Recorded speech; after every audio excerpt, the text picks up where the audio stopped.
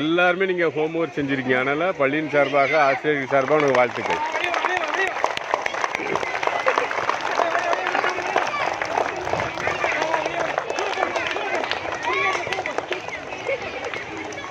அறிவு இருக்கா? அப்படி கேட்டால் உனக்கு என்ன வரும்? அறிவு இருக்கான்னு கேட்டால் உனக்கு என்ன வரும்? உடனே அறிவு வருமா, கோபம் வருமா? அறிவு இருக்கான்னு கேட்டால் உனக்கு உடனே என்ன வரும்? கோபம் வரும். கோபம் வந்து அப்போ அறிவு இல்லைன்னு அர்த்தம். அறிவு வந்ததுன்னா கோபம் அந்த நேரத்தில் வேலை செய்யாது. கோபம் இருக்கும்போது அறிவு வேலை செய்யாது. புரியுதா? அப்போ உனக்கு அறிவு இருக்கான்னு கேட்டால் நீ கோவப்பட்டனா உன்ட்ட அறிவு இல்லைன்னு தான் அர்த்தம். இருக்கான்னு கேட்டால் நம்ம வெளிப்படுத்துகிறோம், என்கிட்ட இல்லை அப்படின்னு வெளிப்படுத்துறது தான் கோவப்படுறது. நீ சாந்தமாக இருந்த அவனை பார்த்து சிரிச்சேன்னு வையன், அப்போ அவன் புரிஞ்சுக்கிடுவான், பெரிய அறிவாளி, இவா பெரிய அறிவாளி. பெரிய அறிவாளி தானே நீ? சிரிக்கா, அப்போ உண்மையிலே அறிவாளி.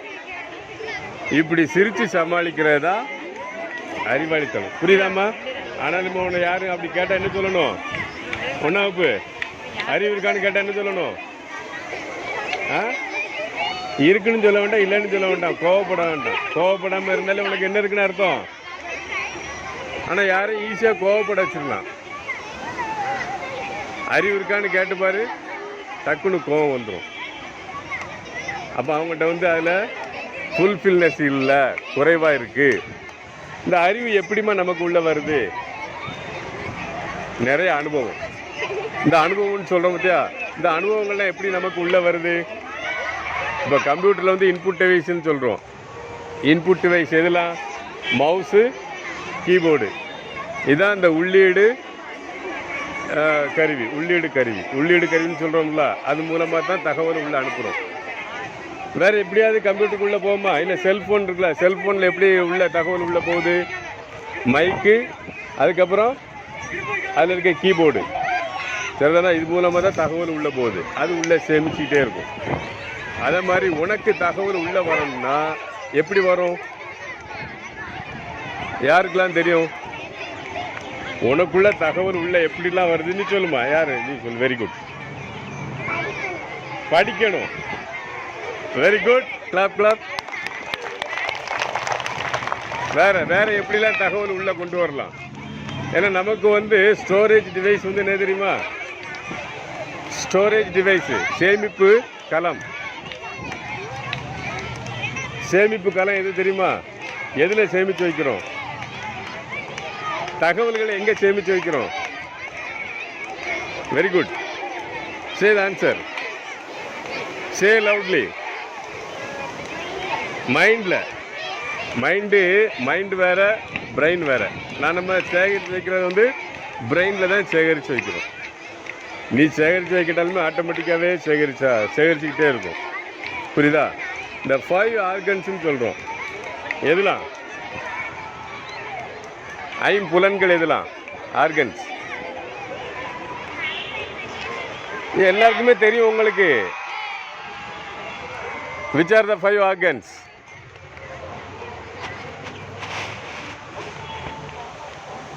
ஐம்புலன்கள் எதுலாமா? அஞ்சாவது கண், காது, மூக்கு, வாய், உணர்தல். அது வந்து த ஹோல் பாடி. எங்கெல்லாம் தொட்டாலும் உணர்வோம், அடித்தாலும் உணர்வோம். இந்த ஆர்கன்ஸ் வழியாகத்தான் நமக்கு எல்லாமே ஸ்டோரேஜ் ஆகுது. உனக்கு ஏன் படிக்க முடியல அப்படிங்கிறதுக்கு நான் சொல்கிறேன். நீ எதில் ஆர்வமாக இருக்கிறியோ, நீ எதையும் பார்த்தனா அடிக்கடி பார்க்குறேன்னு வையேன், அது உன் மனசில் மைண்டில் ஏறிடும். இப்போ கேரட்டு அப்படின்னு சொன்னோடனே உனக்கு கேரட் படம் வருதா? கேரட் படம் இல்லை, கேரட்டே வருதா? வரும். ஏன் அப்படின்னா நீ அடிக்கடி அதை பார்த்துருக்க. அம்மான்னு சொன்னால் எல்லாருக்கும் ஒன்று போல் ஒரே அம்மா வர மாட்டாங்க, அவங்கவுங்க அம்மா தான் வருவாங்க மனசில். ஆனால் கேரட்டுன்னு சொன்னால் எல்லாருக்கும் ஒன்று போல் கேரட் இருக்கும். ஆனால் அம்மான்னு சொன்னால் ஒவ்வொருத்தருக்கும் அவங்கவுங்க அம்மா தான் உடனே மனசில் வரும். இது எப்படி வருது? இது எப்படி மனசில் வருது? உடனே இமேஜில் வருதுல்ல. என்னைக்கா யோசிச்சு பார்த்துருக்கியா இது எப்படி வருதுன்னு? இல்லை. அப்போ நீ என்னெல்லாம் உன் மனசில் வச்சுருக்கியோ அதை சொன்ன உடனே, அதை ரிலேட்டட் வேர்டு சொன்ன உடனே உன்னுடைய மூளை ஆட்டோமேட்டிக்காகவே அதை எடுத்து கொடுத்துக்கிட்டே இருக்கும். இதுவா இதுவா இதுவான்னு. இப்போ ஒரு பொருள் சொல்கிறேன், பஸ்ஸு அப்படின்னு சொன்ன உடனே உனக்கு என்ன ஞாபகத்தில் வரும்? நீ அடிக்கடி பார்க்குற இந்த லிப்ஸ்டிக் போட்ட பஸ் வருதுல்ல, இது உனக்கு மனசில் வரும். இப்போ இந்த லாங் ட்ராவல் பண்ணுறவங்களுக்கு அந்த ரூட் பஸ்ஸு தான் ஞாபகத்தில் வரும், மைண்டில் வரும். இப்போ சென்னை இந்த மாதிரி போகிறவங்களுக்கு அந்த ஸ்லீப்பர் கோச் பஸ் இருக்குல்ல, அதுதான் மைண்டில் டக்குன்னு வரும். அப்போ நாம் எதை அடிக்கடி பயன்படுத்துகிறோமோ அது நம்ம நினைவகத்தில் இருந்து எடுத்து கொடுத்துக்கிட்டே இருக்கும். அப்போ நினைவகம் என்பது ஒரு டிபார்ட்மெண்டல் ஸ்டோர் மாதிரி. ஒவ்வொரு பொருளையும் அங்கங்கே தனித்தனியாக அடுக்கி வச்சுருக்க மாதிரி இங்கே நினைவகத்தில் எல்லாமே இருக்கும். நீ எப்போ எதை கேட்குறியோ அப்போ எடுத்து அது கொடுக்கும். அப்படி கொடுக்கறதுக்கு பேர் தான் லேர்னிங், அதான் படிப்பு. புரியுதா? அப்போ நீ அடிக்கடி படித்தனா உன் மூளை என்ன செய்யும்? அதை திரும்ப திரும்ப நீ கேட்கும் போதெல்லாம் எடுத்து கொடுக்கும். நீ பரீட்சையில் உட்காந்துட்டு இந்த கொஷினை வாசித்த உடனே உனக்கு மூளை அந்த கொஷினுக்குள்ள ஆன்சரை எடுத்து கொடுக்கணும். கொடுக்குமா கொடுக்காதா? கொடுக்கும், கொடுக்குது. ஆனால் சிலர் 100 மார்க் வாங்குற, சிலர் 60 மார்க் வாங்குற, சிலர் 30 மார்க் வாங்குற. இது ஏன்? நீ அந்த பாடத்தில் ஆர்வமாக இருந்தனா உனக்கு என்ன செய்யும்? அந்த கேள்வி உடனே ஞாபகத்துக்கு வரும், பதில் ஞாபகத்துக்கு வரும், எழுத்துலாம் ஞாபகத்துக்கு வரும், எல்லாமே கரெக்டாக இருக்கும். உனக்கு ஆர்வம் இல்லைன்னா அதில் எதுவுமே கரெக்டாக இருக்காது. அப்போ எழுதும்போது கஷ்டமாக இருக்கும், தடுமாறும். புரியுதா? அப்போ இனிமேல் நீ எது செஞ்சாலும் பயிற்சி எடு, திரும்ப திரும்ப படி. இந்த வாசிக்க தெரியாதவங்களாம் திரும்ப திரும்ப கொஞ்சம் வாசிப்பார், திரும்ப திரும்ப கொஞ்சம் வாசி, அதான் பயிற்சி. நீ திரும்ப திரும்ப அதை வாசிக்கும்போது உன்னுடைய மைண்டில், உன்னுடைய பிரெயினில் அது ஸ்டோர் ஆயிரும். அதுக்கப்புறம் அதை யாரும் அழிக்க முடியாது, நானோ வேறு யாரும் அழிக்க முடியாது. நீ நினச்சா தான் அதை எரேஸ் பண்ண முடியும். இல்லை அப்படின்னா நீ எப்போ அந்த வேர்டை சொன்னோடனே ஒரு டிக்டேஷன் அப்படின்னா டக்குன்னு அந்த வேர்டு ஞாபகத்துக்கு வரும், நீ எழுதிடலாம். புரியுதா? அதனால் திரும்ப திரும்ப டெய்லி உள்ள வீட்டில் உட்காந்து வாசிக்க சொல்கிற காரணமே அதான். வாசிப்பீங்களா? டெய்லி வாசிக்கிறீங்களா? டெய்லி வாசிக்கணும். ஆங்கிலமும் வாசிக்கணும், தமிழ் வாசிக்கணும், எல்லா பாடமும் வாசிக்கணும்.